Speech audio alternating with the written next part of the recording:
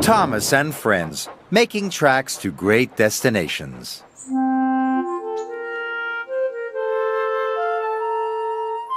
Dear Christopher, here is your friend Thomas the Tank Engine. He wanted to come out of his station yard and see the world. These stories tell you how he did it. I hope you will like them because you helped me to make them. Your loving Daddy.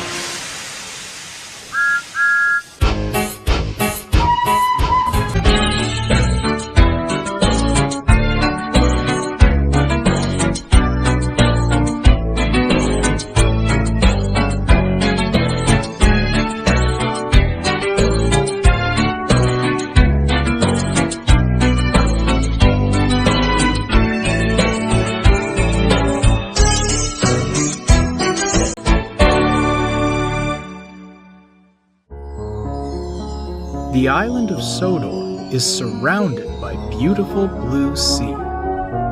It has fields of green and sandy yellow beaches. There are rivers, streams, and lots of trees where the birds sing.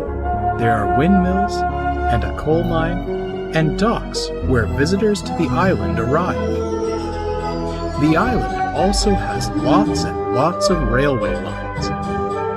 Who's that puffing down the track? It's Thomas. Hello, Thomas. Hello, everybody. Welcome to the island of Sodor.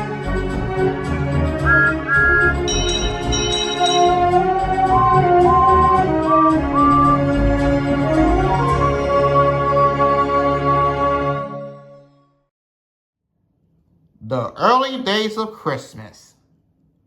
It was a blustery Christmas Eve on the island of Sodor. It had snowed so much that the annual Christmas party at the big station was canceled. The engines sat sulkily in their sheds.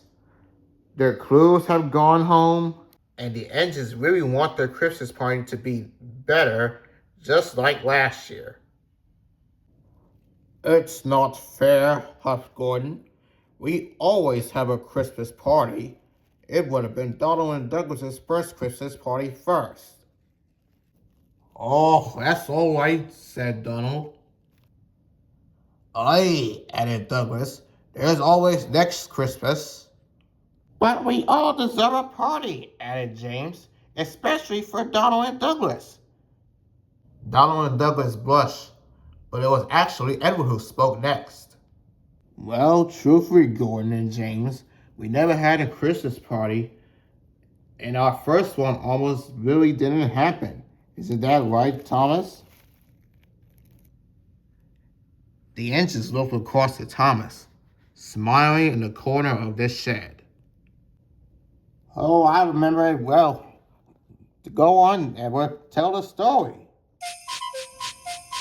And so, Edward began telling his story.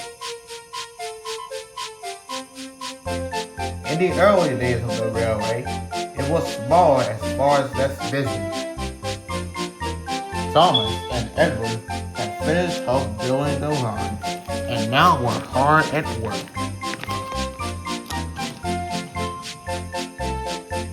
Christmas was fast approaching, and there were always many coaches waiting at the platform. Thomas hurried to and fro, making sure everything was ready for the next departure.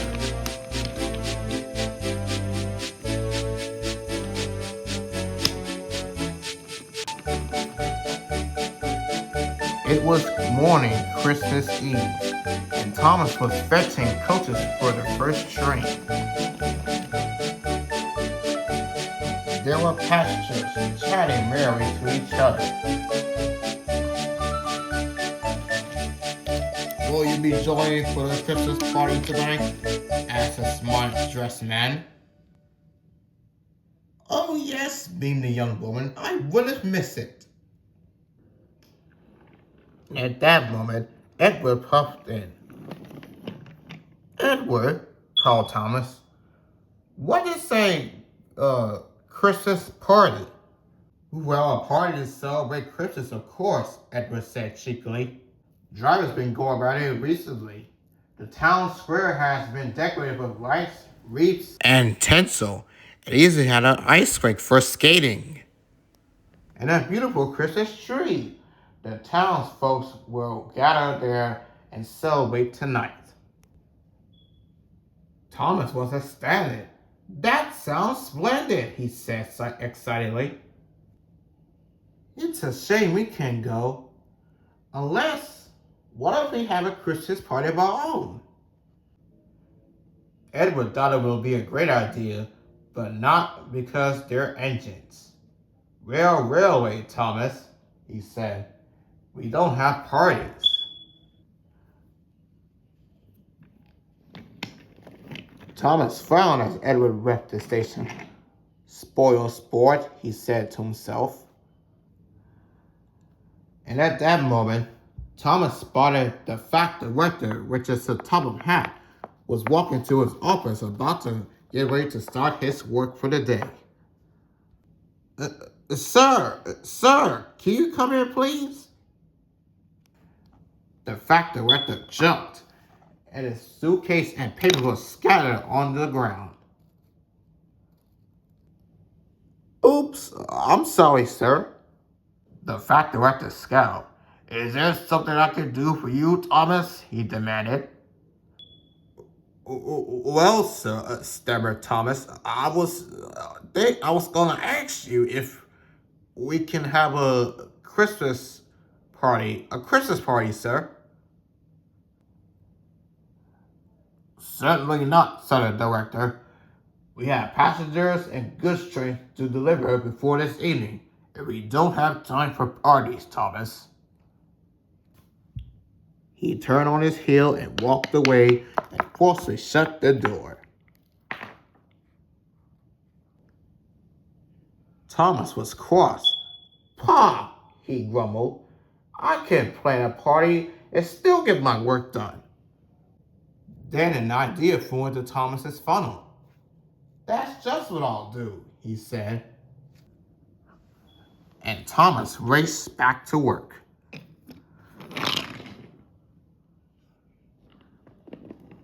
Thomas bustled around the yard, trying to think about what he can do for the party. Teach the trucks carols? No. Candy canes and the coaches? That's not right either. Decorate the party at the station? Wait, that's it! Thomas went to find a workman. The workmen were tidying the coaches and trucks for their sidings. When Thomas came bustling in, "Excuse me," he called, "but I have an important job for you." "You do?" said the workman. "Well, I mean, the fact director does," replied Thomas. "The big station needs to be decorated fast as you can." "But the coaches and trucks are clean," said a workman. "Who cares?" said a second one. "Decorating the station beats my cleaning in my books. And besides, it's the fact director's orders." So the workmen put down their tools and went to find the Christmas decorations. Thomas was pleased with himself. He hadn't meant to tell a lie, but he was sure that the fact director would change his mind. While Thomas was doing his work, he will always see that the workman was doing a fine job of decorating the station. And that made Thomas grow more and more excited.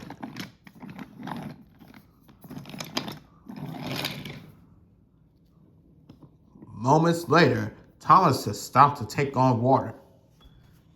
He soon checked on the station to see that it was almost done decorating. Soon to be finished, he sizzled, gazing at the station. What is the meaning of this? Said a voice. Thomas's smile fell down as the factory worker stood in front of the station, shouting at the workmen. We thought you want the station to be decorated, sir, said the workman. And where did you get that idea? One of the workmen stared at each other and then looked at Thomas. So, Thomas, it seems that you have been enjoying playing director of the railway, would you? What do you suppose I should say about this? Thomas gulped. That I have been a very bad engine, sir? Precisely, the fact director.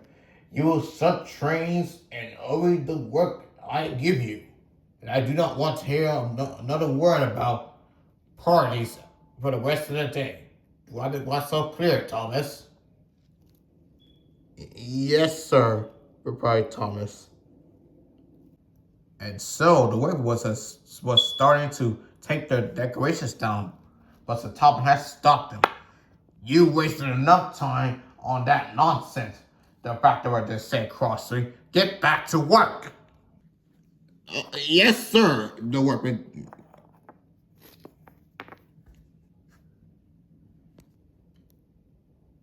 Thomas's heart sank.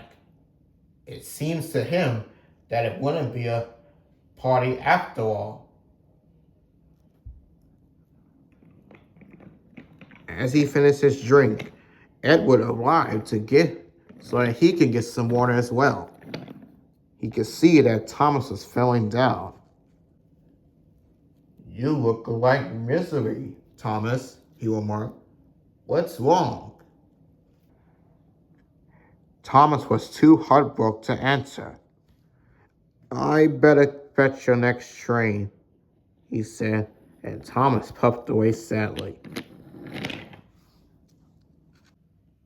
There, Edward can see that the workmen had put up the Christmas decorations up at the station.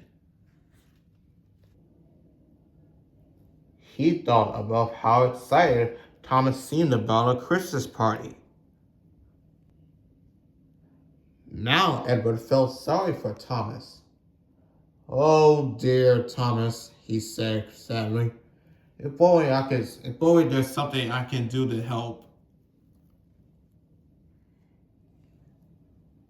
And when Edward's driver returned from drinking his tea, he was upset too. The water from the ice rink leaks into the town square, and it's too slippery to finish decorating. And I guess there's no Christmas party for the people there, I guess. Then an idea flew into Edward's funnel. Oh, yes, there is, sir, he said.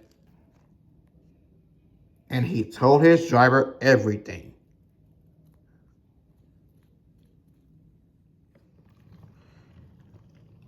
Edward arrived at the town square and told everybody about the changes that's going to be happening with the Christmas party at Knapford. We'll bring food, said the dressed man. And presents, said the young woman. Edward smiled. I hope you didn't catch the station, he said. I cannot wait to see how Thomas will look on his face.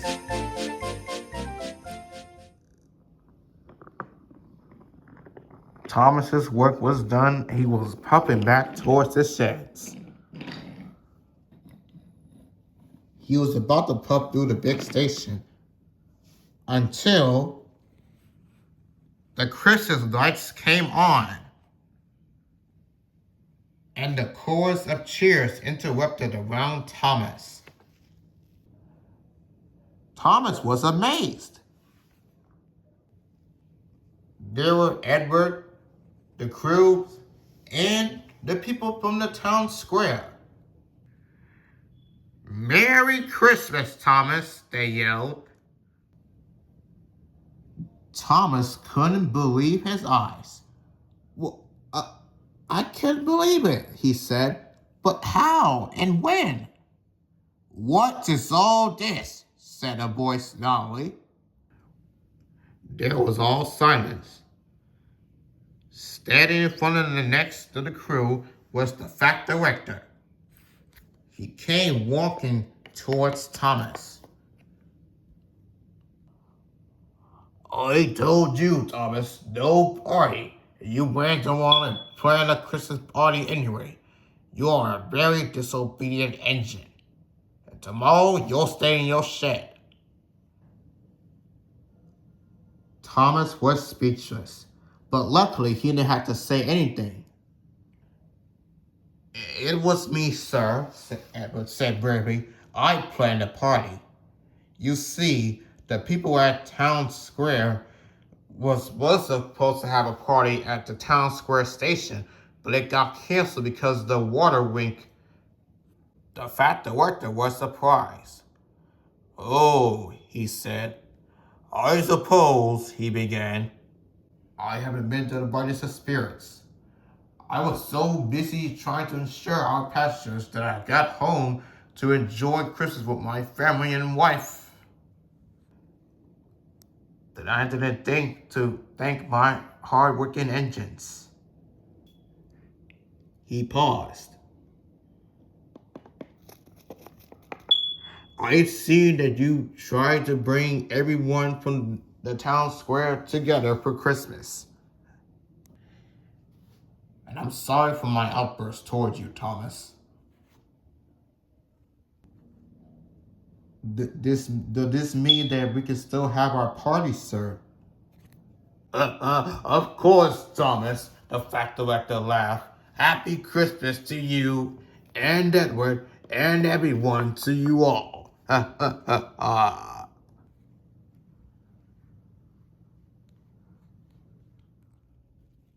We had a wonderful time, said Edward finished.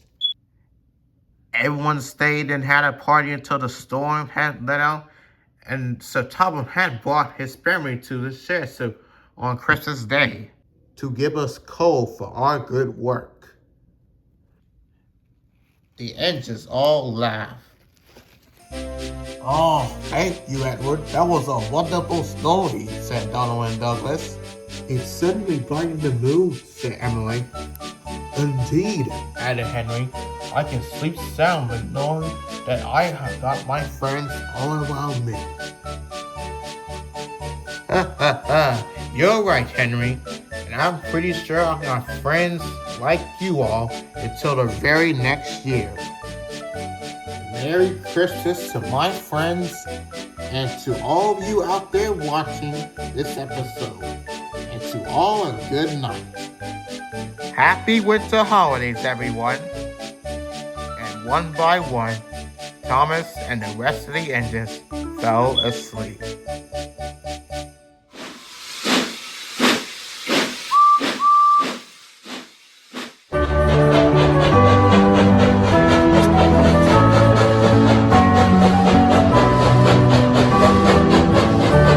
We wish you a Merry Christmas. We wish you a Merry Christmas. We wish you a Merry Christmas and a Happy New Year. Good tidings we bring to you and your King. We wish you a Merry Christmas and a Happy New Year. Good tidings we bring to you and your King. We wish you a Merry Christmas and a Happy New Year. Now bring us a figgy pudding. Now bring us a figgy pudding. Now bring us a figgy pudding and a cup of good cheer. We wish you a Merry Christmas. We wish you a Merry Christmas. We wish you a Merry Christmas and a Happy New Year. And a Happy New Year.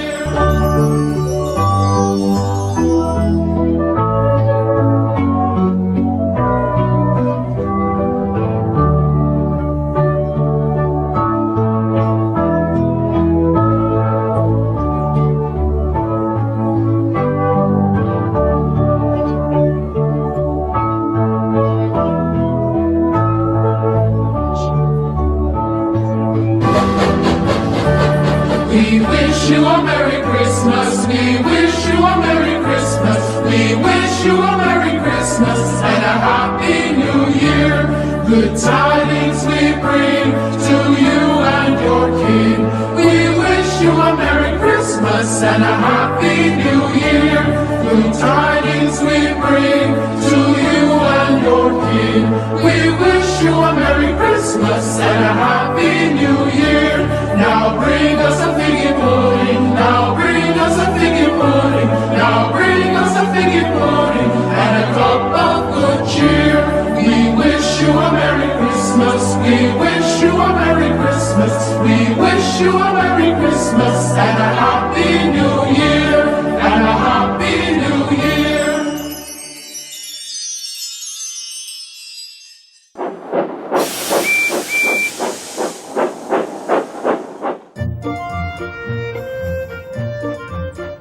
Thomas loves feeling like a really useful engine. But sometimes being really useful is hard work. In wintertime, snow can fall onto the railway lines. Sometimes snow can stop Thomas in his tracks. Then Thomas has to wear his snowplow so he can finish his job on time.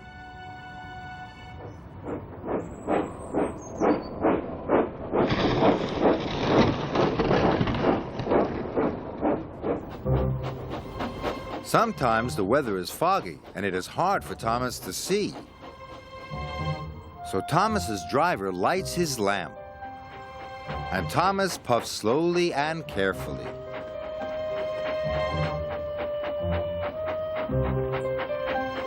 He blows his whistle to warn everyone he's coming.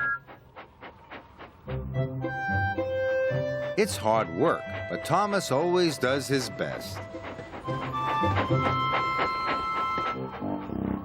Thomas has other hard jobs to do. Often he has to pull freight cars full of slate and coal. It's very tiring pulling them uphill.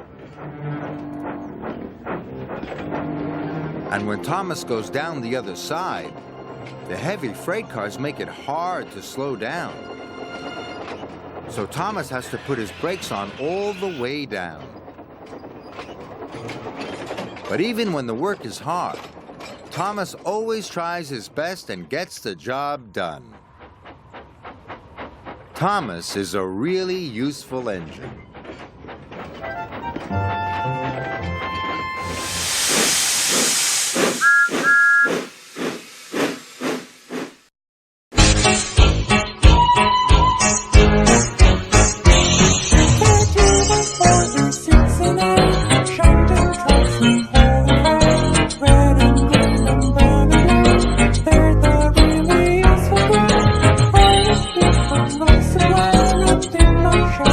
Far away, down the hillside.